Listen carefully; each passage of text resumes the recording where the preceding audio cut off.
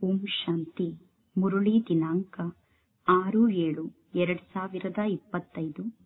ಅವ್ಯಕ್ತ ಬಾಪ್ದಾದ ಮಧುಬನ. ರಿವೈಸ್ 18/1/2006.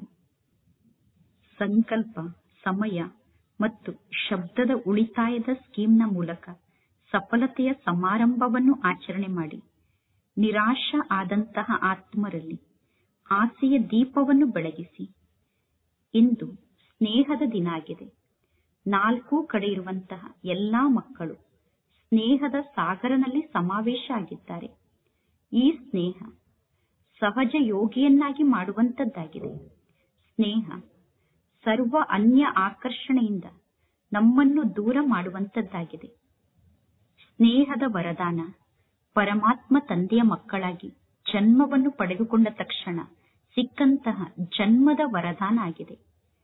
ಸ್ನೇಹದಲ್ಲಿ ಪರಿವರ್ತನೆಯನ್ನು ಮಾಡುವಂತಹ ಶಕ್ತಿ ಇದೆ.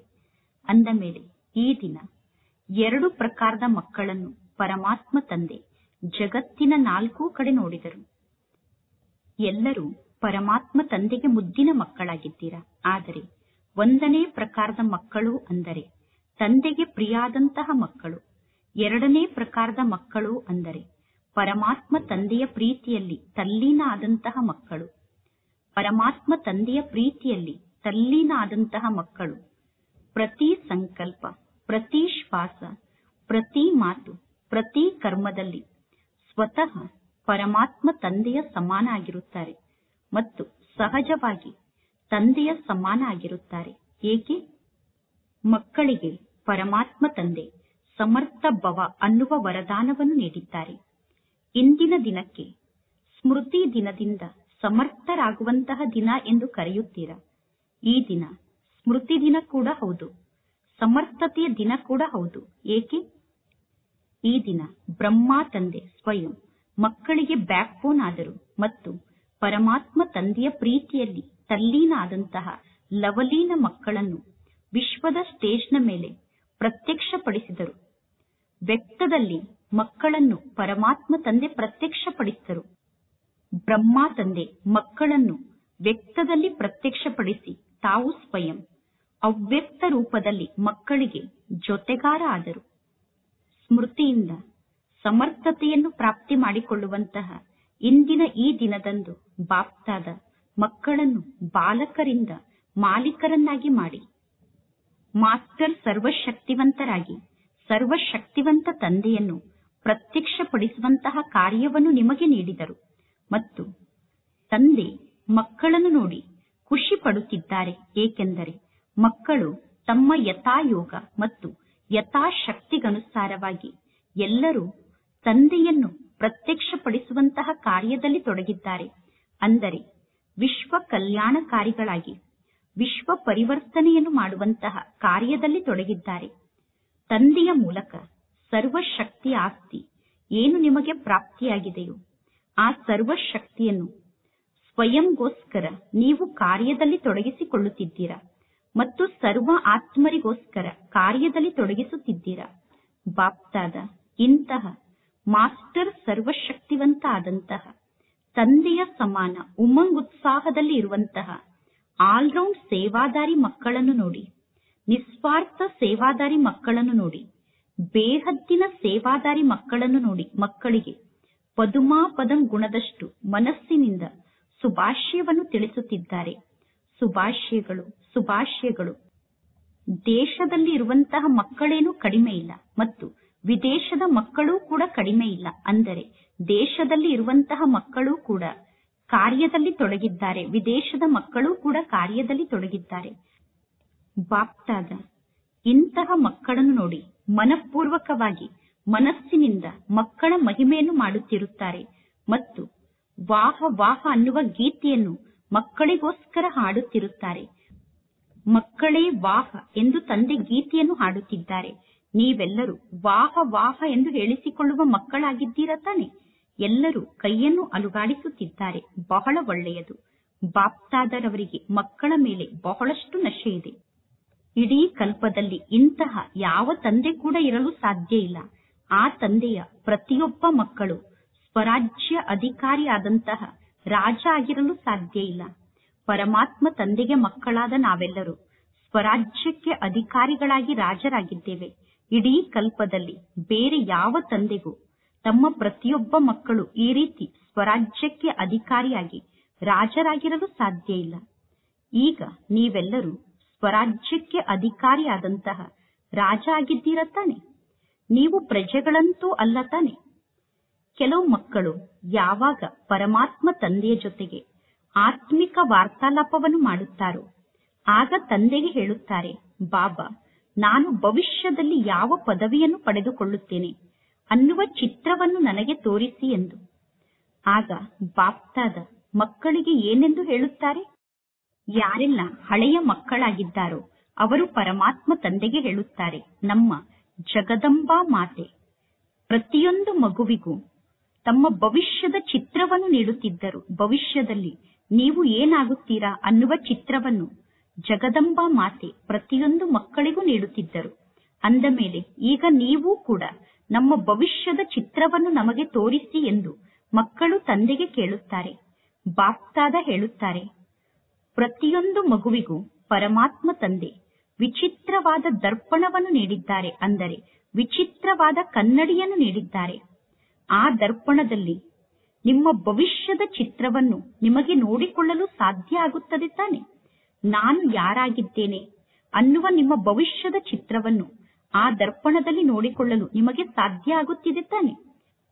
ನಿಮ್ಮ ಭವಿಷ್ಯದ ಚಿತ್ರವನ್ನು ನೋಡಿಕೊಳ್ಳುವಂತಹ ವಿಚಿತ್ರ ದರ್ಪಣ ನಿಮ್ಮ ಬಳಿ ಇದೆ ಎಂದು ನಿಮಗೆ ಗೊತ್ತಿದೆ ತಾನೆ? ನಿಮಗೆ ಗೊತ್ತಿದೆ ತಾನೆ ನಿಮ್ಮ ಬಳಿ ಯಾವ ದರ್ಪಣ ಇದೆ ಎಂದು, ಯಾವ ಕನ್ನಡಿ ನಿಮ್ಮ ಬಳಿ ಇದೆ ಎಂದು ನಿಮಗೆ ಗೊತ್ತಿದೆ ತಾನೆ? ಮೊದಲನೇ ಲೈನ್ನಲ್ಲಿ ಕುಳಿತಿರುವಂತವರಿಗೆ ಗೊತ್ತಿರಬಹುದು, ನಿಮಗೆ ಗೊತ್ತಿದೆ ತಾನೆ? ಆ ದರ್ಪಣ ಯಾವುದು ಅಂದರೆ ವರ್ತಮಾನ ಸಮಯದ ಸ್ವರಾಜ್ಯದ ಸ್ಥಿತಿಯ ದರ್ಪಣ ಆಗಿದೆ. ವರ್ತಮಾನ ಸಮಯದಲ್ಲಿ ನೀವು ಎಷ್ಟು ಜಾಸ್ತಿ ಸಮಯ ಸ್ವರಾಜ್ಯಕ್ಕೆ ಅಧಿಕಾರಿಯಾಗಿರುತ್ತೀರೋ, ಸ್ವರಾಜ್ಯಕ್ಕೆ ಅಧಿಕಾರಿಯಾಗಿರುವಂತಹ ಪದವಿಗನುಸಾರವಾಗಿ ವಿಶ್ವರಾಜ್ಯಕ್ಕೆ ಅಧಿಕಾರಿಯಾಗುತ್ತೀರಾ. ಅಂದ ಮೇಲೆ ನೀವೆಲ್ಲರೂ ಸ್ವಯಂ ಅನ್ನು ಮನಸ್ಸಿನ ದರ್ಪಣದಲ್ಲಿ ನೋಡಿಕೊಳ್ಳಿ. ನಾನು ಸದಾ ಸ್ವರಾಜ್ಯಕ್ಕೆ ಅಧಿಕಾರಿಯಾಗಿದ್ದೇನೋ ಅಥವಾ ಕೆಲವೊಮ್ಮೆ ಅಧೀನ ಆಗುತ್ತೇನೋ? ಕೆಲವೊಮ್ಮೆ ಸ್ವರಾಜ್ಯಕ್ಕೆ ಅಧಿಕಾರಿ ಆಗುವುದು, ಕೆಲವೊಮ್ಮೆ ಅಧೀನ ಆಗುವುದನ್ನು ಮಾಡುತ್ತಿಲ್ಲ ತಾನೆ? ಒಂದು ವೇಳೆ ನೀವು ಕೆಲವೊಮ್ಮೆ ಅಧೀನರಾಗುತ್ತಿದ್ದರೆ, ಕೆಲವೊಮ್ಮೆ ಅಧಿಕಾರಿಗಳಾದರೆ, ಕೆಲವೊಮ್ಮೆ ನಿಮ್ಮ ಕಣ್ಣು ನಿಮಗೆ ಮೋಸವನ್ನು ಮಾಡುತ್ತದೆ, ಕೆಲವೊಮ್ಮೆ ನಿಮ್ಮ ಮನಸ್ಸು ನಿಮಗೆ ಮೋಸವನ್ನು ಮಾಡುತ್ತದೆ, ಕೆಲವೊಮ್ಮೆ ನಿಮ್ಮ ಶಬ್ದ ನಿಮಗೆ ಮೋಸವನ್ನು ಮಾಡುತ್ತದೆ, ಅಂದರೆ ನಿಮ್ಮ ಬಾಯಿ ನಿಮಗೆ ಮೋಸವನ್ನು ಮಾಡುತ್ತದೆ, ಕೆಲವೊಮ್ಮೆ ನಿಮ್ಮ ಕಿವಿ ನಿಮಗೆ ಮೋಸವನ್ನು ಮಾಡುತ್ತದೆ. ವ್ಯರ್ಥ ಮಾತನ್ನು ಕೇಳುವುದರಲ್ಲಿ ಮಕ್ಕಳಿಗೆ ಆಸಕ್ತಿ ಜಾಸ್ತಿಯಾಗುತ್ತಾ ಹೋಗುತ್ತದೆ. ಒಂದು ವೇಳೆ ಯಾವುದಾದರೂ ಒಂದು ಕರ್ಮೇಂದ್ರಿಯ ನಿಮಗೆ ಮೋಸವನ್ನು ಮಾಡುತ್ತಿದ್ದರೆ ಆ ಕರ್ಮೇಂದ್ರಿಯ ನಿಮ್ಮನ್ನು ಪರವಶ ಆಗುವಂತೆ ಮಾಡುತ್ತದೆ. ಇದರಿಂದ ಯಾವ ಮಾತು ಸಿದ್ಧ ಆಗುತ್ತದೆ ಅಂದರೆ ಪರಮಾತ್ಮ ತಂದೆಯ ಮೂಲಕ ಏನು ಸರ್ವಶಕ್ತಿಯ ವರದಾನ ಪ್ರಾಪ್ತಿಯಾಗಿದೆಯೋ ಅಥವಾ ಸರ್ವಶಕ್ತಿಯ ಆಸ್ತಿ ಪ್ರಾಪ್ತಿಯಾಗಿದೆಯೋ ಆ ಶಕ್ತಿಗಳಲ್ಲಿ ನಿಯಂತ್ರಣಾ ಶಕ್ತಿ ಮತ್ತು ಆಳುವಂತಹ ಶಕ್ತಿಯನ್ನು ನೀವು ಧಾರಣೆ ಮಾಡಿಕೊಂಡಿಲ್ಲ. ಅಂದ ಮೇಲೆ ವಿಚಾರವನ್ನು ಮಾಡಿ. ಒಂದು ವೇಳೆ ನಿಮಗೆ ಸ್ವಯಂನ ಮೇಲೆ ಆಡಳಿತವನ್ನು ನಡೆಸಲು ಸಾಧ್ಯ ಆಗುತ್ತಿಲ್ಲ, ಅಂದರೆ ಸ್ವಯಂನ ಮೇಲೆ ರಾಜರಾಗಿ ಸ್ವಯಂವನ್ನು ಆಳಲು ನಿಮಗೆ ಸಾಧ್ಯ ಆಗದೇ ಇದ್ದರೆ ನೀವು ಇಡೀ ವಿಶ್ವದ ರಾಜ್ಯವನ್ನು ಹೇಗೆ ಆಳಲು ಸಾಧ್ಯ? ನಿಮ್ಮ ವರ್ತಮಾನ ಸ್ಥಿತಿಯನ್ನು ಸ್ವರಾಜ್ಯ ಅಧಿಕಾರಿ ಅನ್ನುವ ಕನ್ನಡಿಯಲ್ಲಿ ಚೆಕ್ ಮಾಡಿಕೊಳ್ಳಿ. ಕನ್ನಡಿಯಂತೂ ಎಲ್ಲರಿಗೂ ಪ್ರಾಪ್ತಿಯಾಗಿದೆ ತಾನೆ? ಯಾರಿಗೆ ದರ್ಪಣ ಪ್ರಾಪ್ತಿಯಾಗಿದೆಯೋ ಅವರು ಕೈಯನ್ನು ಎತ್ತಿ. ದರ್ಪಣದಲ್ಲಿ ಯಾವುದೇ ಒಂದು ಕಲೆಯಂತೂ ಇಲ್ಲ ತಾನೆ? ದರ್ಪಣ ಸ್ಪಷ್ಟವಾಗಿದೆ ತಾನೆ? ಬಾಪ್ತಾದ ಪ್ರತಿಯೊಬ್ಬ ಮಕ್ಕಳಿಗೂ ಸ್ವರಾಜ್ಯದ ಅಧಿಕಾರಿಯಾಗುವಂತಹ ಸ್ವಮಾನವನ್ನು ನೀಡಿದ್ದಾರೆ. ಮಾಸ್ಟರ್ ಸರ್ವಶಕ್ತಿವಂತ ಆತ್ಮ ಅನ್ನುವ ಬಿರುದು ಎಲ್ಲಾ ಮಕ್ಕಳಿಗೂ ತಂದೆಯ ಮೂಲಕ ಪ್ರಾಪ್ತಿಯಾಗಿದೆ. ಮಾಸ್ಟರ್ ಸರ್ವಶಕ್ತಿವಂತರಷ್ಟೇ ಅಲ್ಲ, ಮಾಸ್ಟರ್ ಸರ್ವಶಕ್ತಿವಂತರಾಗಿದ್ದೀರಾ. ಕೆಲವು ಮಕ್ಕಳು ಆತ್ಮಿಕ ವಾರ್ತಾಲಾಪವನ್ನು ಮಾಡುತ್ತಾ ಪರಮಾತ್ಮ ತಂದೆಗೆ ಇದೇ ಮಾತನ್ನೇ ಹೇಳುತ್ತಾರೆ, ಬಾಬಾ ನೀವು ನನಗೆ ಸರ್ವಶಕ್ತಿಯನ್ನು ನೀಡಿದ್ದೀರಾ. ಆದರೆ ಸಮಯಕ್ಕನುಸಾರವಾಗಿ ಕೆಲವೊಮ್ಮೆ ಆ ಶಕ್ತಿ ಕಾರ್ಯದಲ್ಲಿ ಉಪಯೋಗಕ್ಕೆ ಬರುವುದಿಲ್ಲ. ಮಕ್ಕಳು ತಂದೆಗೆ ರಿಪೋರ್ಟ್ ಅನ್ನು ಮಾಡುತ್ತೀರಾ, ಸಮಯಕ್ಕೆ ಸರಿಯಾಗಿ ಶಕ್ತಿ ಪ್ರಕಟ ಆಗುವುದಿಲ್ಲ. ಸಮಯ ಸಮಾಪ್ತಿಯಾದ ನಂತರ ಶಕ್ತಿ ಪ್ರತ್ಯಕ್ಷ ಆಗುತ್ತದೆ. ಇದಕ್ಕೆ ಕಾರಣ ಏನಾಗಿದೆ? ಯಾವ ಸಮಯದಲ್ಲಿ ಯಾವ ಶಕ್ತಿಯನ್ನು ಆಹ್ವಾನ ಮಾಡುತ್ತೀರೋ ಆ ಸಮಯದಲ್ಲಿ ಚೆಕ್ ಮಾಡಿಕೊಳ್ಳಿ. ನಾನು ಮಾಲೀಕತನದ ಸೀಟ್ನಲ್ಲಿ ಸೆಟ್ ಆಗಿದ್ದೇನಾ, ಮಾಲೀಕಾಗಿ ಶಕ್ತಿಯನ್ನು ಆಹ್ವಾನ ಮಾಡುತ್ತಿದ್ದೇನಾ ಎಂದು ಸ್ವಯಂವನ್ನು ಚೆಕ್ ಮಾಡಿಕೊಳ್ಳಿ. ಒಂದು ವೇಳೆ ಯಾರಾದರೂ ಸೀಟ್ನಲ್ಲಿ ಸೆಟ್ ಆಗಿ ಕುಳಿತುಕೊಳ್ಳದೇ ಇದ್ದರೆ, ಸೀಟ್ನಲ್ಲಿ ಕುಳಿತುಕೊಳ್ಳದೇ ಇರುವಂತಹ ವ್ಯಕ್ತಿಯ ಆಜ್ಞೆಯನ್ನು ಯಾರೂ ಸ್ವೀಕಾರ ಮಾಡುವುದಿಲ್ಲ. ನಾನು ಸ್ವರಾಜ್ಯಕ್ಕೆ ಅಧಿಕಾರಿಯಾಗಿದ್ದೇನೆ, ಮಾಸ್ಟರ್ ಸರ್ವಶಕ್ತಿವಂತ ಆತ್ಮ ಆಗಿದ್ದೇನೆ. ಪರಮಾತ್ಮ ತಂದೆಯ ಮೂಲಕ ಆಸ್ತಿಯನ್ನು ಪಡೆದುಕೊಂಡು ತಂದೆಯ ಆಸ್ತಿಗೆ ಅಧಿಕಾರಿಯಾಗಿದ್ದೇನೆ ಮತ್ತು ತಂದೆಯ ವರದಾನಕ್ಕೆ ಅಧಿಕಾರಿಯಾಗಿದ್ದೇನೆ ಅನ್ನುವ ಸೀಟ್ನಲ್ಲಿ ಸೆಟ್ ಆಗಿ ನಂತರ ನೀವು ಶಕ್ತಿಗಳಿಗೆ ಆರ್ಡರ್ ಅನ್ನು ಕೊಡಿ. ನಾನು ಏನನ್ನು ಮಾಡಲಿ, ನಾನು ಹೇಗೆ ಮಾಡಲಿ, ಈ ರೀತಿ ಆಗುತ್ತಿಲ್ಲ ಎಂದು ನೀವು ಹೇಳುತ್ತಿದ್ದೀರಾ ಅಂದರೆ ಸೀಟ್ನಿಂದ ಕೆಳಗಡೆ ಕುಳಿತಿದ್ದೀರಾ ಎಂದು ಅರ್ಥ. ಸೀಟ್ನಿಂದ ಕೆಳಗಡೆ ಬಂದು ಕುಳಿತುಕೊಂಡು ಸೀಟ್ನಿಂದ ಕೆಳಗಡೆ ಇಳಿದ ನಂತರ ನೀವು ಶಕ್ತಿಗೆ ಆಜ್ಞೆಯನ್ನು ನೀಡಿದರೆ ಶಕ್ತಿ ನಿಮ್ಮ ಮಾತನ್ನು ಕೇಳುತ್ತದೆಯೇನು? ಇಲ್ಲ. ವರ್ತಮಾನ ಸಮಯದಲ್ಲಿ ಒಂದು ವೇಳೆ ಯಾರಾದರೂ ಪ್ರಧಾನಮಂತ್ರಿ ಆಗಿದ್ದರೆ, ಪ್ರಧಾನಮಂತ್ರಿಯ ಸೀಟ್ನಲ್ಲಿ ಕುಳಿತು ಅವರು ಆಜ್ಞೆಯನ್ನು ನೀಡಿದರೆ ಎಲ್ಲರೂ ಅವರ ಮಾತನ್ನು ಸ್ವೀಕಾರ ಮಾಡುತ್ತಾರೆ. ಒಂದು ವೇಳೆ ಅವರು ಪ್ರಧಾನಮಂತ್ರಿಯ ಸೀಟ್ನಿಂದ ಕೆಳಗಡೆ ಇಳಿದು ಬಿಟ್ಟರೆ ನಂತರ ಯಾರಾದರೂ ಅವರ ಮಾತನ್ನು ಸ್ವೀಕಾರ ಮಾಡುತ್ತಾರೇನು? ಅವರ ಮಾತನ್ನು ಕೇಳುತ್ತಾರೇನು? ಇಲ್ಲ. ಅಂದ ಮೇಲೆ ಚೆಕ್ ಮಾಡಿಕೊಳ್ಳಿ, ನಾನು ಸೀಟ್ನಲ್ಲಿ ಸೆಟ್ ಆಗಿದ್ದೇನೆ ತಾನೆ? ಅಧಿಕಾರಿಯಾಗಿ ನಾನು ಶಕ್ತಿಗೆ ಆಜ್ಞೆಯನ್ನು ನೀಡುತ್ತಿದ್ದೇನೆ ತಾನೆ?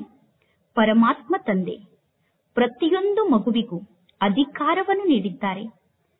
ಪರಮಾತ್ಮನಿಗೆ ಅಧಿಕಾರಿಗಳಾಗಿದ್ದೀರಾ. ಪರಮಾತ್ಮ ತಂದೆಯ ಅಧಿಕಾರಿ ಮಕ್ಕಳು ನೀವು.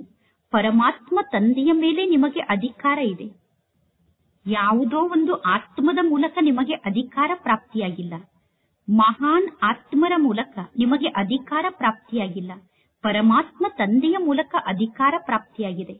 ಪರಮಾತ್ಮ ತಂದೆಯ ಅಧಿಕಾರಿ ಮಕ್ಕಳು ನೀವು. ತಂದೆಯ ಮೇಲೆ ನಿಮಗೆ ಅಧಿಕಾರ ಇದೆ. ಅಂದ ಮೇಲೆ ಅಧಿಕಾರಿಗಳಾಗಿ ಅಧಿಕಾರದ ಸ್ಥಿತಿಯಲ್ಲಿ ಸ್ಥಿತಾಗಿ ಯಾವುದೇ ಶಕ್ತಿಗೆ ನೀವು ಆಜ್ಞೆಯನ್ನು ನೀಡಿದರೆ ಆ ಶಕ್ತಿ ಮಾಲೀಕರೇ, ನಾನು ನಿಮ್ಮ ಮುಂದೆ ಉಪಸ್ಥಿತನಾಗಿದ್ದೇನೆ, ನನಗೆ ಆಜ್ಞೆಯನ್ನು ನೀಡಿ ಎಂದು ನೀವು ಹೇಳಿದಂತೆ ಕೇಳುತ್ತದೆ. ಸರ್ವಶಕ್ತಿಗಳ ಸಮ್ಮುಖದಲ್ಲಿ ಈ ಮಾಯೆ, ಪ್ರಕೃತಿ, ಸಂಸ್ಕಾರ, ಸ್ವಭಾವ ಎಲ್ಲವೂ ದಾಸಿಯಾಗಿ ಬಿಡುತ್ತದೆ.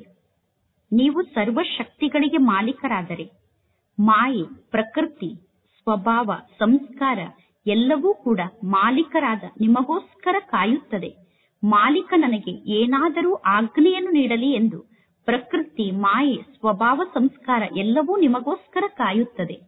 ಈ ದಿನ ಸಮರ್ಥತೆಯ ದಿನ ಆಗಿದೆ. ಅಂದ ಮೇಲೆ ಈ ದಿನ ನಿಮ್ಮಲ್ಲಿ ಯಾವ ಯಾವ ಸಮರ್ಥತೆ ಇದೆ? ಮಕ್ಕಳಿಗೆ ಬಾಪ್ತಾದ ಆ ಸಮರ್ಥತೆಯ ಮಾತನ್ನು ರಿವೈಸ್ ಮಾಡಿಸುತ್ತಿದ್ದಾರೆ. ಸಮರ್ಥತೆಗೆ ಅಂಡರ್ಲೈನ್ ಅನ್ನು ಮಾಡಿಸುತ್ತಿದ್ದಾರೆ. ಅಂದ ಮೇಲೆ ಸಮಯಕ್ಕೆ ಸರಿಯಾಗಿ ನೀವೇಕೆ ಶಕ್ತಿಹೀನರಾಗುತ್ತೀರಾ? ಬಾಪ್ತಾದ ನೋಡಿದರು ಮೆಜಾರಿಟಿ ಮಕ್ಕಳಲ್ಲಿ ಈಗಲೂ ಕೂಡ ಲೀಕೇಜ್ ಇದೆ. ಶಕ್ತಿಗಳು ಲೀಕ್ ಆಗಿ ಹೋಗುತ್ತಿರುವ ಕಾರಣ, ಶಕ್ತಿಗಳು ಸೋರಿ ಹೋಗುತ್ತಿರುವ ಕಾರಣ ಶಕ್ತಿ ಕಡಿಮೆ ಆಗುತ್ತದೆ. ಮತ್ತು ವಿಶೇಷವಾಗಿ 2 ಮಾತಿನ ಕಾರಣ ಶಕ್ತಿಗಳು ಸೋರಿ ಹೋಗುತ್ತಿದೆ, ಅಥವಾ 2 ಮಾತಿನ ಕಾರಣ ಶಕ್ತಿಗಳ ಲೀಕೇಜ್ ಆಗುತ್ತಿದೆ. ಆ 2 ಮಾತು ಯಾವುದು ಅಂದರೆ, ಒಂದನೆಯದಾಗಿ ಸಂಕಲ್ಪವನ್ನು ವ್ಯರ್ಥವಾಗಿ ಕಳೆಯುತ್ತಿದ್ದೀರಾ, ಎರಡನೆಯದಾಗಿ ಸಮಯವನ್ನು ವ್ಯರ್ಥವಾಗಿ ಕಳೆಯುತ್ತಿದ್ದೀರಾ. ನೀವು ಸಮಯ ಮತ್ತು ಸಂಕಲ್ಪವನ್ನು ಕೆಟ್ಟ ಕಾರ್ಯದಲ್ಲಿ ಬಳಸುತ್ತಿಲ್ಲ, ಆದರೆ ವ್ಯರ್ಥವಾಗಿ ಸಮಯವನ್ನು ಕಳೆಯುತ್ತಿದ್ದೀರಾ. ಕೆಟ್ಟ ಕಾರ್ಯವನ್ನು ಮಾಡಿ ಸಮಯವನ್ನು ಕಳೆಯುತ್ತಿಲ್ಲ. ಸಮಯ ವ್ಯರ್ಥ ಆಗುತ್ತಿದೆ ಅಂದರೆ ಅಲ್ಲಿ ನೀವು ಜಮಾ ಮಾಡಿಕೊಳ್ಳಲು ನಿಮಗೆ ಸಾಧ್ಯ ಆಗುತ್ತಿಲ್ಲ ಎಂದು ಅರ್ಥ. ಈ ದಿನ ನಾನು ಯಾವುದೇ ಕೆಟ್ಟ ಕಾರ್ಯವನ್ನು ಮಾಡಲಿಲ್ಲ ತಾನೆ ಎಂದು ಸ್ವಯಂವನ್ನು ನೋಡಿಕೊಳ್ಳುತ್ತೀರಾ. ಆದರೆ ಈ ದಿನ ಎಷ್ಟು ಒಳ್ಳೆಯ ಕಾರ್ಯವನ್ನು ಮಾಡಿ ಒಳ್ಳೆಯದನ್ನು ನನ್ನ ಖಾತೆಯಲ್ಲಿ ಜಮಾ ಮಾಡಿಕೊಂಡೆ ಎಂದು ಸ್ವಯಂವನ್ನು ಚೆಕ್ ಮಾಡಿಕೊಳ್ಳುವುದಿಲ್ಲ. ಈ ದಿನ ನಾನು ಏನನ್ನೂ ಕಳೆದುಕೊಳ್ಳಲಿಲ್ಲ ಎಂದು ಚೆಕ್ ಮಾಡಿಕೊಳ್ಳುತ್ತೀರಾ. ಆದರೆ ಈ ದಿನ ನಾನು ಎಷ್ಟು ಸಂಪಾದನೆಯನ್ನು ಮಾಡಿಕೊಂಡೆ ಎಂದು ಚೆಕ್ ಮಾಡಿಕೊಳ್ಳುವುದಿಲ್ಲ. ಈ ದಿನ ನಾನು ಯಾರಿಗೂ ದುಃಖವನ್ನು ಕೊಡಲಿಲ್ಲ, ಆದರೆ ಈ ದಿನ ನಾನು ಎಷ್ಟು ಜನರಿಗೆ ಸುಖವನ್ನು ಕೊಟ್ಟೆ. ಈ ದಿನ ನಾನು ಯಾರಿಗೂ ಅಶಾಂತಿಯನ್ನು ನೀಡಲಿಲ್ಲ, ಯಾರನ್ನು ನಾನು ಅಶಾಂತಪಡಿಸಲಿಲ್ಲ. ಆದರೆ ಈ ದಿನ ಶಾಂತಿಯ ವೈಬ್ರೇಷನ್ ಅನ್ನು ನಾನು ಎಷ್ಟು ಹರಡಿದೆ ಎಂದು ಸ್ವಯಂ ಅನ್ನು ನೋಡಿಕೊಳ್ಳಬೇಕು.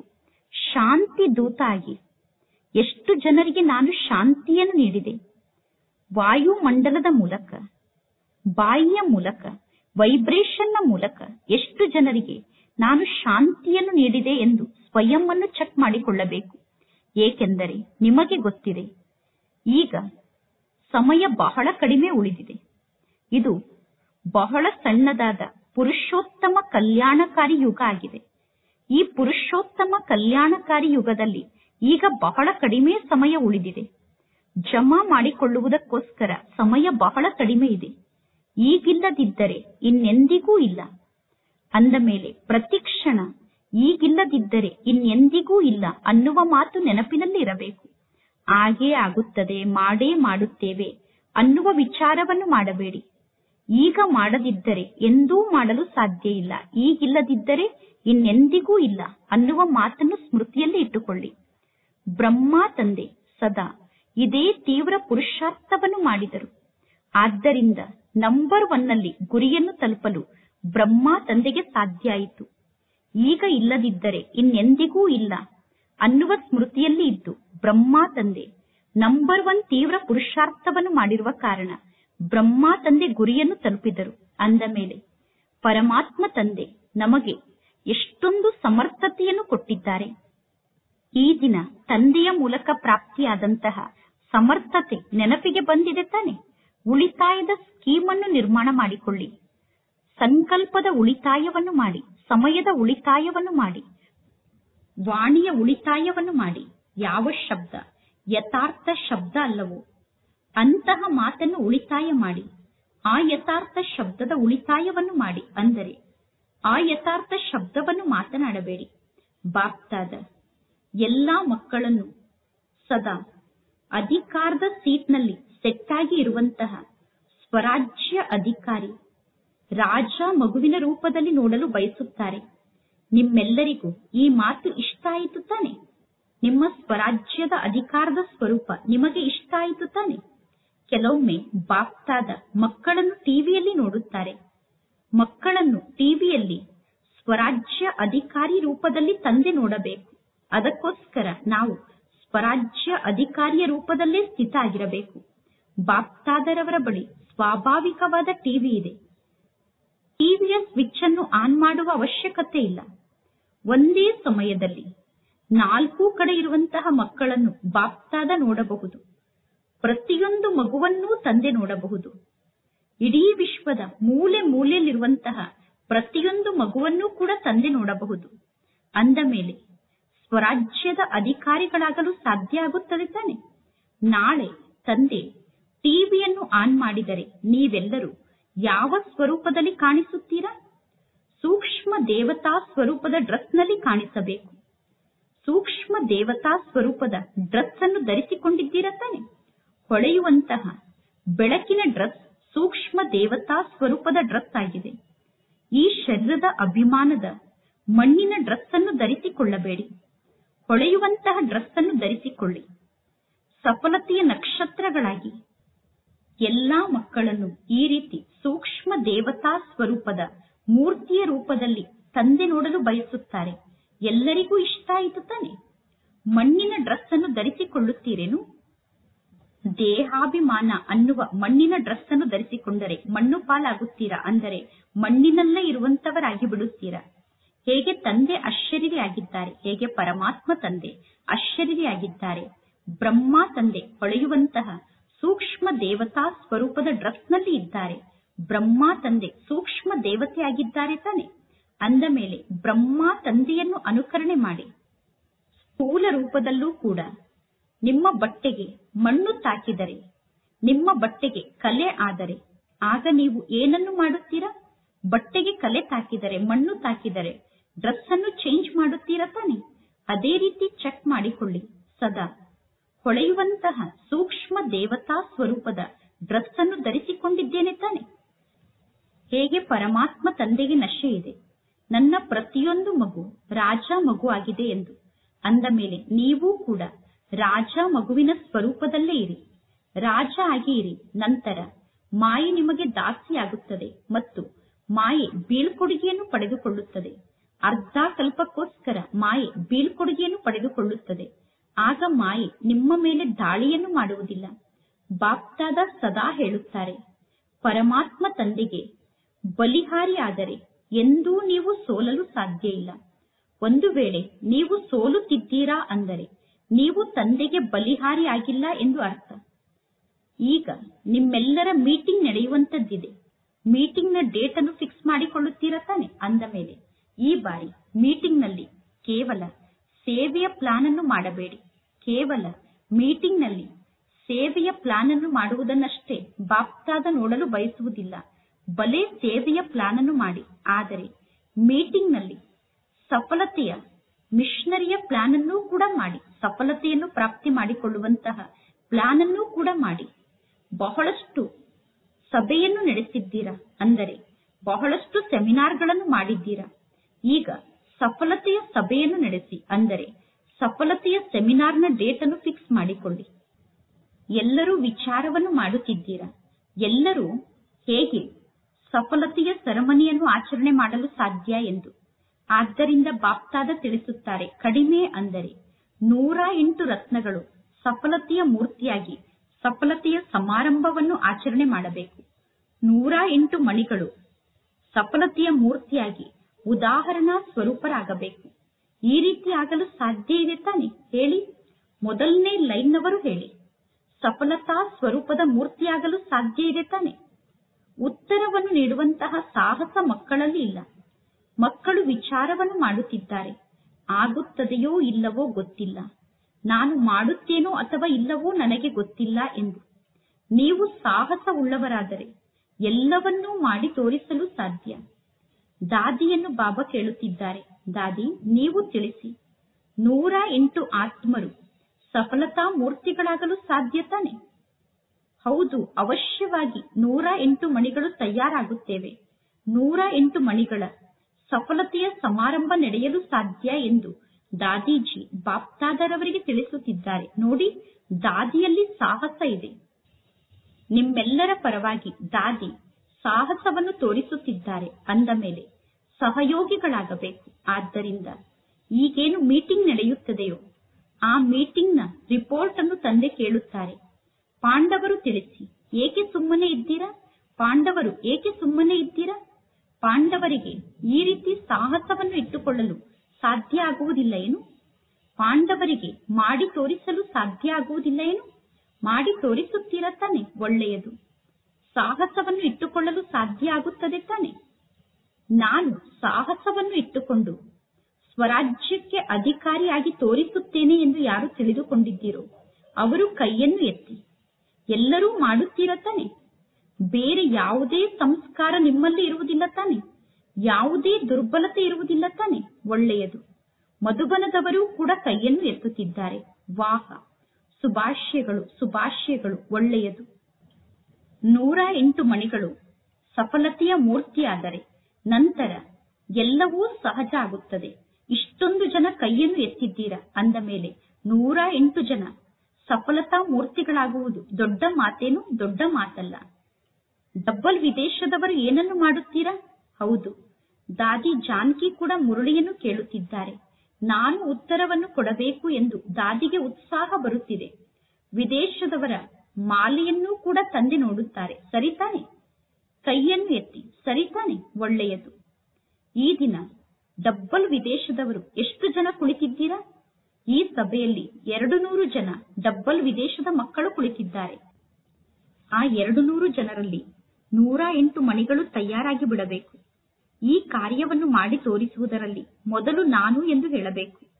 ಈ ಮಾತಿನಲ್ಲಿ ಅನ್ಯರನ್ನು ನೋಡಬೇಡಿ. ನಾನು ನಂಬರ್ 1 ನಲ್ಲಿ ಬರಬೇಕು. ಬೇರೆ ಯಾವ ಮಾತಿನಲ್ಲೂ ನಾನು ನಾನು ಎಂದು ಹೇಳಬೇಡಿ. ಸ್ವರಾಜ್ಯಕ್ಕೆ ಅಧಿಕಾರಿ ಆಗುವ ಮಾತಿನಲ್ಲಿ ನಾನು ಅನ್ನುವ ಶಬ್ದವನ್ನು ಅವಶ್ಯವಾಗಿ ಹೇಳಬೇಕು. ನಾನು ಸ್ವರಾಜ್ಯಕ್ಕೆ ಅಧಿಕಾರಿಯಾಗುತ್ತೇನೆ, ನಾನು ಸ್ವರಾಜ್ಯಕ್ಕೆ ಅಧಿಕಾರಿಯಾಗಿ ತೋರಿಸುತ್ತೇನೆ ಎಂದು ಹೇಳಬೇಕು. ಮತ್ತು ಪರಮಾತ್ಮ ತಂದೆ ಮಕ್ಕಳಿಗೆ ಕೆಲಸವನ್ನು ಕೊಡುತ್ತಿದ್ದಾರೆ. ಈ ದಿನ ಸಮರ್ಥತೆಯ ದಿನ ಆಗಿದೆ. ಅಂದ ಮೇಲೆ ಸಮರ್ಥ ಆತ್ಮರಾಗಿದ್ದೀರಾ. ಬಾಪ್ತಾದ ಒಂದು ವಿಚಿತ್ರ ದೀಪಾವಳಿಯನ್ನು ಆಚರಿಸಲು ಬಯಸುತ್ತಿದ್ದಾರೆ. ಅಂದ ಮೇಲೆ ನೀವೆಲ್ಲರೂ ಕೂಡ ಅನೇಕ ಬಾರಿ ದೀಪಾವಳಿಯನ್ನು ಆಚರಣೆ ಮಾಡಿದ್ದೀರಾ. ಆದರೆ ಬಾಪ್ತಾದ ವಿಚಿತ್ರ ದೀಪಾವಳಿಯನ್ನು ಆಚರಿಸಲು ಬಯಸುತ್ತಿದ್ದಾರೆ. ಆ ವಿಚಿತ್ರ ದೀಪಾವಳಿ ಯಾವುದು ಎಂದು ನಾನು ಮಕ್ಕಳಿಗೆ ತಿಳಿಸಲೇ ಎಂದು ತಂದೆ ಕೇಳುತ್ತಾರೆ. ಒಳ್ಳೆಯದು. ವರ್ತಮಾನ ಸಮಯವನ್ನು ನೀವೆಲ್ಲರೂ ನೋಡುತ್ತಿದ್ದೀರಾ. ದಿನ ಪ್ರತಿದಿನ ಕಳೆದಂತೆ 4 ಕಡೆ ಇರುವಂತಹ ಮನುಷ್ಯರಲ್ಲಿ ನಿರಾಸೆ ಜಾಸ್ತಿ ಆಗುತ್ತಿದೆ. ಅಂದ ಮೇಲೆ ಬಲೆ ನೀವು ಮನಸಾ ಸೇವೆಯನ್ನು ಮಾಡಿ, ಅಥವಾ ವಾಣಿಯ ಮೂಲಕ ಸೇವೆಯನ್ನು ಮಾಡಿ, ಅಥವಾ ಸಂಬಂಧ ಸಂಪರ್ಕದಲ್ಲಿ ಸೇವೆಯನ್ನು ಮಾಡಿ. ಆದರೆ ಬಾಪ್ತಾದ ನಿರಾಶ ಆದಂತಹ ಮನುಷ್ಯರ ಆಂತರ್ಯದಲ್ಲಿ ಆಸೆಯ ದೀಪವನ್ನು ಬೆಳಗಿಸಲು ಬಯಸುತ್ತಿದ್ದಾರೆ. 4 ಕಡೆ ಇರುವಂತಹ ಮನುಷ್ಯಾತ್ಮರ ಮನಸ್ಸಿನಲ್ಲಿ ಆಸೆಯ ದೀಪವನ್ನು ಬೆಳಗಿಸಿ. ಈ ಆಸೆಯ ದೀಪವನ್ನು ಬೆಳಗಿಸುವಂತಹ ದೀಪಾವಳಿಯನ್ನು ಆಚರಣೆ ಮಾಡುವುದನ್ನು ಬಾಪ್ತಾದ ನೋಡಲು ಬಯಸುತ್ತಾರೆ. ಇಂತಹ ದೀಪಾವಳಿಯನ್ನು ಆಚರಣೆ ಮಾಡಲು ಸಾಧ್ಯ ತಾನೆ? ವಾತಾವರಣದಲ್ಲಿ ಕೊನೆ ಪಕ್ಷ ಆಸೆಯ ದೀಪ ಬೆಳಗಬೇಕು. ಆಗ ವಿಶ್ವ ಪರಿವರ್ತನೆ ಆಯಿತು ಅಂದರೆ ಆಗೇ ಬಿಟ್ಟಿತು. ಸುವರ್ಣ ಮುಂಜಾನೆ ಬಂತು ಅಂದರೆ ಬಂದೇ ಬಿಟ್ಟಿತು, ಅಂದರೆ ಸತ್ಯುಗ ಬಂತು ಅಂದರೆ ಬಂದೇ ಬಿಟ್ಟಿತು. ಈ ನಿರಾಶೆ ಸಮಾಪ್ತಿಯಾಗಿ ಬಿಡಬೇಕು. ಬೇರೆ ಏನನ್ನೂ ಮಾಡುವ ಅವಶ್ಯಕತೆ ಇಲ್ಲ, ಬೇರೆ ಏನೂ ಆಗುವ ಅವಶ್ಯಕತೆ ಇಲ್ಲ. ಕೇವಲ ಆಸೆಯ ದೀಪ ಬೆಳಗಿ ಬಿಡಬೇಕು. ಆಸೆಯ ದೀಪವನ್ನು ಬೆಳಗಿಸಲು ಸಾಧ್ಯ ತಾನೆ? ಆಸೆಯ ದೀಪವನ್ನು ಮನುಷ್ಯಾತ್ಮರಲ್ಲಿ ಬೆಳಗಿಸುವುದು ಸಹಜ ಮಾತಾಗಿದೆಯೋ ಅಥವಾ ಕಷ್ಟದ ಮಾತಾಗಿದೆಯೋ? ಸಹಜ ಮಾತಾಗಿದೆ ತಾನೆ. ಅಂದ ಮೇಲೆ ಯಾರು ಮಾಡಿ ತೋರಿಸುತ್ತೀರೋ ಅವರು ಕೈಯನ್ನು ಎತ್ತಿ. ಮಾಡಿ ತೋರಿಸುತ್ತೀರಾ ತಾನೆ? ಇಷ್ಟೆಲ್ಲ ದೀಪಗಳು ಬೆಳಗಿ ಬಿಟ್ಟರೆ ಸಹಜವಾಗಿ ದೀಪಾವಳಿ ಹಬ್ಬ ನಡೆಯುತ್ತದೆ. ನಿಮ್ಮ ವೈಬ್ರೇಷನ್ ಎಷ್ಟು ಶಕ್ತಿಶಾಲಿ ಆಗಿರಬೇಕು ಅಂದರೆ ಬಲೆ 4 ಕಡೆ ಇರುವಂತಹ ಆತ್ಮರ ಸಮ್ಮುಖಕ್ಕೆ ಹೋಗಿ ತಲುಪಲು ನಿಮಗೆ ಸಾಧ್ಯ ಆಗದೇ ಇರಬಹುದು. ಆದರೆ ಲೈಟ್ ಹೌಸ್ ಆಗಿ, ಮೈಟ್ ಹೌಸ್ ಆಗಿ ದೂರದವರೆಗೂ ವೈಬ್ರೇಷನ್ ಅನ್ನು ಹರಡಿಸಿ. ವಿಜ್ಞಾನದವರು ಕೂಡ ಲೈಟ್ ಹೌಸ್ನ ಮೂಲಕ ದೂರ ದೂರದವರೆಗೂ ಪ್ರಕಾಶವನ್ನು ಪ್ರಾಪ್ತಿ ಮಾಡಿಸುತ್ತಾರೆ. ವಿಜ್ಞಾನಿಗಳ ಲೈಟ್ ಹೌಸ್ ಬೆಳಕಿನ ಗ್ರಹ ದೂರದವರೆಗೂ ಪ್ರಕಾಶವನ್ನು ನೀಡುತ್ತದೆ. ಅಂದ ಮೇಲೆ ನೀವು ದೂರದವರೆಗೂ ಬೆಳಕು ಮತ್ತು ಶಕ್ತಿಯ ಪ್ರಕಂಪನವನ್ನು ಹರಡಲು ನಿಮಗೆ ಸಾಧ್ಯ ಆಗುವುದಿಲ್ಲ ಏನು? ಕೇವಲ ದೃಢ ಸಂಕಲ್ಪವನ್ನು ಮಾಡಿ, ನಾನು ಮಾಡಲೇಬೇಕು ಎಂದು ದೃಢ ಸಂಕಲ್ಪವನ್ನು ಮಾಡಿ ವೈಬ್ರೇಷನ್ ಅನ್ನು ಹರಡುವ ಕಾರ್ಯದಲ್ಲಿ ಬ್ಯುಸಿಯಾಗಿ ಬಿಡಿ. ಮನಸ್ಸು ಬ್ಯುಸಿಯಾಗಿ ಇದ್ದರೆ, ನೀವು ಮನಸ್ಸನ್ನು ಬ್ಯುಸಿಯಾಗಿ ಇಟ್ಟುಕೊಂಡರೆ ಸ್ವಯಂಗೂ ಕೂಡ ಲಾಭ ಆಗುತ್ತದೆ ಮತ್ತು ಅನ್ಯ ಆತ್ಮರಿಗೂ ಕೂಡ ಲಾಭ ಆಗುತ್ತದೆ. ನಡೆದಾಡುತ್ತಾ ತಿರುಗಾಡುತ್ತಾ ನಿಮ್ಮ ವೃತ್ತಿಯಲ್ಲಿ ಸದಾ ಇದೇ ಮಾತಿನ ಸ್ಮೃತಿ ಇರಬೇಕು, ನಾನು ವಿಶ್ವ ಕಲ್ಯಾಣವನ್ನು ಮಾಡಲೇಬೇಕು. ಇಂತಹ ವೃತ್ತಿ ವಾತಾವರಣದಲ್ಲಿ ಹರಡುತ್ತದೆ. ಏಕೆಂದರೆ ಅಚಾನಕ್ ಆದಂತಹ ಸಮಯ ಬರುತ್ತದೆ. ಇದ್ದಕ್ಕಿದ್ದಂತೆ ಅಚಾನಕ್ ಆಗಿ ಏನು ಬೇಕಾದರೂ ನಡೆಯುವಂತಹ ಸಮಯ ಬರುತ್ತದೆ.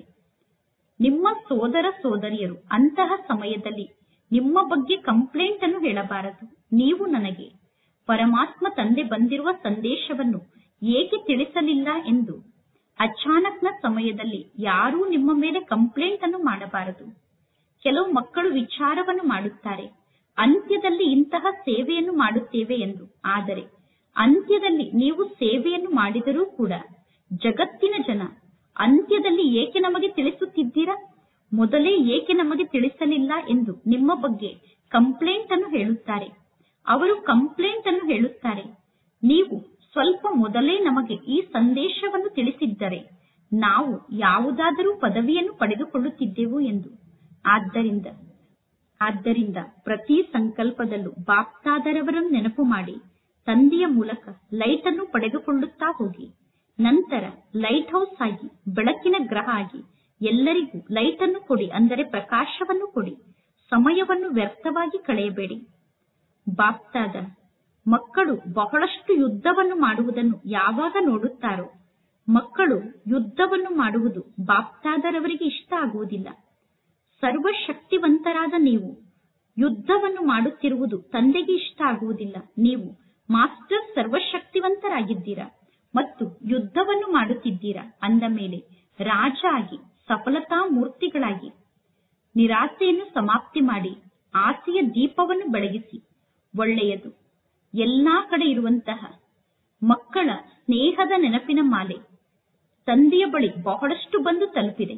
ಬಾಪ್ತಾದ ನೆನಪನ್ನು ಕಳಿಸಿರುವಂತಹ ಪ್ರತಿಯೊಂದು ಮಗುವನ್ನು ಸಮ್ಮುಖದಲ್ಲಿ ನೋಡುತ್ತಾ ಮಕ್ಕಳ ನೆನಪಿಗೆ ರೆಸ್ಪಾಂಡ್ನ ರೂಪದಲ್ಲಿ ಮನಸ್ಸಿನ ಆಶೀರ್ವಾದ ಮತ್ತು ಮನಸ್ಸಿನ ಪ್ರೀತಿಯನ್ನು ಮಕ್ಕಳಿಗೆ ನೀಡುತ್ತಿದ್ದಾರೆ. ಒಳ್ಳೆಯದು. ಯಾರೆಲ್ಲ ಮೊದಲನೇ ಬಾರಿ ಬಂದಿದ್ದೀರೋ ಅವರು ಕೈಯನ್ನು ಎತ್ತಿ. ಒಳ್ಳೆಯದು. ಈ ಟರ್ನಲ್ಲೂ ಕೂಡ ಬಹಳಷ್ಟು ಜನ ಹೊಸಬರು ಬಂದಿದ್ದಾರೆ ನೋಡಿ. ಸೇವೆ ವೃದ್ಧಿಯಾಗುತ್ತಿದೆ ತಾನೆ. ಇಷ್ಟೊಂದು ಜನರಿಗೆ ಸಂದೇಶವನ್ನು ನೀಡಿದ್ದೀರಾ. ಬಂದಿರುವಂತಹ ಹೊಸ ಮಕ್ಕಳಿಗೆ ತಂದೆ ತಿಳಿಸುತ್ತಿದ್ದಾರೆ, ಮಕ್ಕಳ ಮೂಲಕ ನಿಮ್ಮೆಲ್ಲರಿಗೂ ಸಂದೇಶ ಸಿಕ್ಕಿದೆ. ಅಂದ ಮೇಲೆ ಈಗ ನೀವು ನಿಮಗೆ ಏನು ಸಂದೇಶವನ್ನು ಮಕ್ಕಳು ಕೊಟ್ಟಿದ್ದಾರೋ ಅದರ ಡಬ್ಬಲ್ ಸಂದೇಶವನ್ನು ಜನರಿಗೆ ಕೊಡಬೇಕು. 2 ಪಟ್ಟು ಸಂದೇಶವನ್ನು ಕೊಡಬೇಕು. ಎಲ್ಲರನ್ನೂ ಯೋಗ್ಯರನ್ನಾಗಿ ಮಾಡಬೇಕು. ಒಳ್ಳೆಯದು. ಪ್ರತಿ ಸಬ್ಜೆಕ್ಟ್ನಲ್ಲೂ, ಎಲ್ಲಾ ಮಾತಿನಲ್ಲೂ ಮುಂದೆ ಹೋಗಬೇಕು. ಪ್ರತಿ ಸಬ್ಜೆಕ್ಟ್ನಲ್ಲೂ ಉಮಂಗ್ ಉತ್ಸಾಹದಿಂದ ಮುಂದೆ ಹೋಗಬೇಕು. ಒಳ್ಳೆಯದು. ಎಲ್ಲರೂ ಈಗ ಗುರಿಯನ್ನು ಇಟ್ಟುಕೊಳ್ಳಿ. ನಡೆದಾಡುತ್ತಾ ತಿರುಗಾಡುತ್ತಾ ಮನಸ್ಸಿನ ಮೂಲಕ, ವಾಣಿಯ ಮೂಲಕ, ಕರ್ಮದ ಮೂಲಕ ಸೇವೆಯನ್ನು ಮಾಡದೆ ಹಾಗೆ ಇರುವುದಿಲ್ಲ ಎಂದು ಗುರಿಯನ್ನು ಇಟ್ಟುಕೊಳ್ಳಿ. ನೆನಪು ಮತ್ತು ಸೇವೆ ಎರಡೂ ಜೊತೆ ಜೊತೆಗೆ ಇರಬೇಕು. ನೆನಪು ಮತ್ತು ಸೇವೆ ಎರಡೂ ಜೊತೆಗೆ ಇದೆ ತಾನೆ. ಈಗ ನಿಮ್ಮನ್ನು ಎಷ್ಟು ಬ್ಯುಸಿಯಾಗಿ ಇಟ್ಟುಕೊಳ್ಳಬೇಕು. ನೆನಪು ಮತ್ತು ಸೇವೆಯಲ್ಲಿ ಬ್ಯುಸಿಯಾಗಿ ಇಟ್ಟುಕೊಳ್ಳಿ. ಯಾವಾಗ ನೀವು ಖಾಲಿ ಇರುತ್ತೀರೋ ಆಗ ಮಾಯೆಗೆ ನಿಮ್ಮ ಬಳಿ ಬರಲು ಅವಕಾಶ ಸಿಗುತ್ತದೆ. ನೀವು ಎಷ್ಟು ಬ್ಯುಸಿಯಾಗಿ ಇರುತ್ತೀರೋ ಅಷ್ಟು ದೂರದಿಂದ ಮಾಯೆ ವಾಪಸ್ ಹೋಗುತ್ತದೆ. ನೀವು ಎಷ್ಟು ಬ್ಯುಸಿ ಇರುತ್ತೀರೋ ದೂರದಲ್ಲಿ ನಿಂತಿರುವ ಮಾಯೆಗೆ ನಿಮ್ಮ ಸಮೀಪಕ್ಕೆ ಬರುವ ಧೈರ್ಯ ಇರುವುದಿಲ್ಲ. ನೀವು ಬ್ಯುಸಿಯಾಗಿ ಇದ್ದರೆ ಮಾಯೆ ದೂರದಲ್ಲೇ ಇರುತ್ತದೆ. ಮಾಯೆಗೆ ನಿಮ್ಮ ಸಮೀಪಕ್ಕೆ ಬರಲು ಸಾಹಸ ಇರುವುದಿಲ್ಲ. ನಂತರ ತಂದೆಯ ಸಮಾನ ಆಗಬೇಕು ಎಂದು ಗುರಿಯನ್ನೇನು ಇಟ್ಟುಕೊಂಡಿದ್ದೀರೋ ಆ ಗುರಿಯನ್ನು ತಲುಪುವುದು ಸಹಜ ಆಗುತ್ತದೆ. ಆಗ ನೀವು ಪರಿಶ್ರಮವನ್ನು ಪಡುವ ಅವಶ್ಯಕತೆ ಇಲ್ಲ. ಆಗ ನೀವು ಸ್ನೇಹಿ ಸ್ವರೂಪ ಸ್ಥಿತಿಯಲ್ಲಿ ಸ್ಥಿತಾಗಿ ಇರುತ್ತೀರಾ. ಒಳ್ಳೆಯದು. ಬಾಪ್ತಾದರವರ ನಯನದಲ್ಲಿ ಸಮಾವೇಶ ಆಗಿರುವಂತಹ ಕಣ್ಮಣಿಯಾದಂತಹ ಮಕ್ಕಳಿಗೆ ಪರಮಾತ್ಮ ತಂದೆಯ ಸರ್ವ ಆಸ್ತಿಗೆ ಅಧಿಕಾರಿಯಾದಂತಹ ಶ್ರೇಷ್ಠ ಆತ್ಮ ಆದ ಮಕ್ಕಳಿಗೆ ಸದಾ ಉಮಂಗ್ ಉತ್ಸಾಹದ ರೆಕ್ಕೆಯ ಮೂಲಕ ಹಾರುವಂತಹ ಮಕ್ಕಳಿಗೆ ಮತ್ತು ಅನ್ಯರನ್ನು ಮೇಲೆ ಹಾರಿಸುವಂತಹ ಮಹಾವೀರ ಮಕ್ಕಳಿಗೆ, ಮಹಾವೀರಣಿ ಮಕ್ಕಳಿಗೆ ಒಬ್ಬ ತಂದೆಯೇ ನನ್ನ ಸಂಸಾರ ಆಗಿದ್ದಾರೆ ಅನ್ನುವ ಆಸಕ್ತಿಯಲ್ಲೇ ಮಗ್ನರಾಗಿರುವಂತಹ, ತಂದೆಯ ಪ್ರೀತಿಯಲ್ಲಿ ಲವಲೀನ ಆಗಿರುವಂತಹ ಮಕ್ಕಳಿಗೆ, ತಂದೆಯ ಪ್ರೀತಿಯಲ್ಲಿ ಲೀನ ಆಗುವುದು ಅಂದರೆ, ಲವಲೀನ ಆಗುವುದು ಅಂದರೆ ಸಹಜವಾಗಿ ತಂದೆಯ ಸಮಾನ ಆಗುವುದಾಗಿದೆ. ಅಂದ ಮೇಲೆ ತಂದೆಗೆ ಪ್ರಿಯ ಮಕ್ಕಳೂ ಕೂಡ ಆಗಿದ್ದೀರಾ. ತಂದೆಯ ಪ್ರೀತಿಯಲ್ಲಿ ಲವಲೀನ ಆದಂತಹ ಮಕ್ಕಳು ಆಗಿದ್ದೀರಾ. ತಂದೆಗೆ ಪ್ರಿಯ ಆದಂತಹ ಮಕ್ಕಳು ಮತ್ತು ಲವಲೀನ ಆದಂತಹ ಮಕ್ಕಳು ಎರಡೂ ಪ್ರಕಾರದ ಮಕ್ಕಳಿಗೂ ಬಹಳಷ್ಟು ಬಹಳಷ್ಟು ಪದುಮಾಪದಂ ಗುಣದಷ್ಟು ನೆನಪು, ಪ್ರೀತಿ ಹಾಗೂ ನಮಸ್ತೆ. ಬಾಪ್ತಾದರವರಿಗೆ ಮಕ್ಕಳ ನೆನಪು, ಪ್ರೀತಿ ಹಾಗೂ ನಮಸ್ತೆ ನಮಸ್ತೆ ನಮಸ್ತೆ ಇಂದಿನ ವರದಾನ ಆಗಿದೆ. ನಿಮ್ಮ ಪ್ರತಿ ಕರ್ಮ ಅಥವಾ ವಿಶೇಷತೆಯ ಮೂಲಕ ದಾತನ ಕಡೆ ಸೂಚನೆಯನ್ನು ಮಾಡಿ ತೋರಿಸುವಂತಹ ಸತ್ಯ ಸೇವಾದಾರಿಗಳಾಗಿ. ಸತ್ಯ ಸೇವಾದಾರಿಗಳು ಯಾವುದೋ ಒಂದು ಆತ್ಮಕ್ಕೆ ಸಹಯೋಗವನ್ನು ನೀಡಿ ಆ ಆತ್ಮವನ್ನು ಸ್ವಯಂನಲ್ಲಿ ಸಿಕ್ಕಿ ಹಾಕಿಕೊಳ್ಳುವಂತೆ ಮಾಡುವುದಿಲ್ಲ. ಅಂದರೆ ಸಹಯೋಗವನ್ನು ನೀಡಿ ಆತ್ಮರನ್ನು ತಮ್ಮ ಕಡೆ ಆಕರ್ಷಿಸುವುದಿಲ್ಲ. ಸತ್ಯ ಸೇವಾದಾರಿಗಳು ಎಲ್ಲರ ಸಂಬಂಧವನ್ನು ತಂದೆಯ ಜೊತೆಗೆ ಜೋಡಿಸುತ್ತಾರೆ. ಅವರ ಪ್ರತಿಯೊಂದು ಮಾತು ಪರಮಾತ್ಮ ತಂದೆಯ ಸ್ಮೃತಿಯನ್ನು ತಂದುಕೊಡುವಂತಹ ಮಾತಾಗಿರುತ್ತದೆ. ಅವರ ಪ್ರತಿಯೊಂದು ಕರ್ಮದಲ್ಲೂ ಪರಮಾತ್ಮ ತಂದೆ ಕಾಣಿಸುತ್ತಾರೆ. ಅವರ ಮನಸ್ಸಿನಲ್ಲಿ ಎಂದೂ ಇಂತಹ ಸಂಕಲ್ಪ ಬರಲು ಸಾಧ್ಯ ಇಲ್ಲ. ನನ್ನ ವಿಶೇಷತೆಯ ಕಾರಣ, ನನ್ನ ವಿಶೇಷತೆಯನ್ನು ನೋಡಿ ಇವರು ನನಗೆ ಸಹಯೋಗಿಗಳಾಗಿದ್ದಾರೆ ಅನ್ನುವ ಸಂಕಲ್ಪ ಅವರ ಮನಸ್ಸಿನಲ್ಲಿ ಉತ್ಪನ್ನ ಆಗುವುದಿಲ್ಲ. ಒಂದು ವೇಳೆ ನೀವು ಯಾರಿಗೆ ಸಹಯೋಗವನ್ನು ನೀಡುತ್ತೀರೋ ಆ ಆತ್ಮರು ನಿಮ್ಮನ್ನೇ ನೋಡುತ್ತಿದ್ದರೆ, ಅವರು ತಂದೆಯನ್ನು ನೋಡದೇ ಇದ್ದರೆ, ನೀವು ಸೇವೆಯನ್ನು ಮಾಡಲಿಲ್ಲ, ಅವರಿಗೆ ತಂದೆಯ ನೆನಪು ಮರೆತು ಹೋಗುವಂತೆ ನೀವು ಮಾಡಿದ್ದೀರಾ ಎಂದು ಅರ್ಥ. ಸತ್ಯ ಸೇವಾದಾರಿಗಳು ಸತ್ಯ ತಂದೆಯ ಜೊತೆಗೆ ಸರ್ವರ ಸಂಬಂಧವನ್ನು ಜೋಡಣೆ ಆಗುವಂತೆ ಮಾಡುತ್ತಾರೆ. ಸತ್ಯ ಸೇವಾದಾರಿಗಳು ಸತ್ಯದ ಜೊತೆಗೆ ಸರ್ವರ ಸಂಬಂಧವನ್ನು ಜೋಡಿಸುತ್ತಾರೆ. ಸ್ವಯಂನ ಜೊತೆಗೆ ಸಂಬಂಧವನ್ನು ಜೋಡಿಸಿಕೊಳ್ಳುವಂತೆ ಮಾಡುವುದಿಲ್ಲ. ಇಂದಿನ ಸ್ಲೋಗನ್ ಆಗಿದೆ, ಯಾವುದೇ ಪ್ರಕಾರದ ಅರ್ಜಿಯನ್ನು ಹಾಕುವ ಬದಲು ಸದಾ ಖುಷಿಯಲ್ಲಿ ಇರಿ. ತಂದೆಯ ಸಮ್ಮುಖದಲ್ಲಿ ಯಾವುದೋ ಕಾರ್ಯದ ಬಗ್ಗೆ ಅರ್ಜಿಯನ್ನು ಹಾಕುವ ಬದಲು ಎಲ್ಲಾ ಪರಿಸ್ಥಿತಿಯಲ್ಲೂ ಸದಾ ಖುಷಿಯಲ್ಲಿ ಇರುವಂತವರಾಗಬೇಕು. ಇಂದಿನ ಅವ್ಯಕ್ತ ಸೂಚನೆಯಾಗಿದೆ, ಸಂಕಲ್ಪದ ಶಕ್ತಿಯನ್ನು ಜಮಾ ಮಾಡಿಕೊಂಡು ಶ್ರೇಷ್ಠ ಸೇವೆಗೋಸ್ಕರ ನಿಮಿತ್ತರಾಗಿ. ಶ್ರೇಷ್ಠ ಭಾಗ್ಯದ ರೇಖೆಯನ್ನು ಬರೆದುಕೊಳ್ಳಲು ಆಧಾರ ಶ್ರೇಷ್ಠ ಸಂಕಲ್ಪ ಮತ್ತು ಶ್ರೇಷ್ಠ ಕರ್ಮ ಆಗಿದೆ. ಬಲೆ ನೀವು ನಿಮಿತ್ತ ಆದಂತಹ ಆತ್ಮರಾಗಿದ್ದೀರಾ, ಬಲೆ ಸೇವಾದಾರಿ ಆತ್ಮರಾಗಿದ್ದೀರಾ. ಈ ಎರಡೂ ಮಾತಿನ ಆಧಾರದ ಮೂಲಕ ನೀವು ನಂಬರನ್ನು ಪಡೆದುಕೊಳ್ಳಬಹುದು. ಎರಡೂ ಪ್ರಕಾರದಿಂದ ಭಾಗ್ಯವನ್ನು ರೂಪಿಸಿಕೊಳ್ಳಲು ನಿಮಗೆ ಸಂಪೂರ್ಣ ಅಧಿಕಾರ ಇದೆ. ಅಂದ ಮೇಲೆ ನೀವೀಗ ಎಷ್ಟು ಭಾಗ್ಯವನ್ನು ರೂಪಿಸಿಕೊಳ್ಳಬೇಕು ಎಂದು ಬಯಸುತ್ತೀರೋ ಅಷ್ಟು ಭಾಗ್ಯವನ್ನು ರೂಪಿಸಿಕೊಳ್ಳಬಹುದು. ಒಳ್ಳೆಯದು. ಓಂ ಶಾಂತಿ.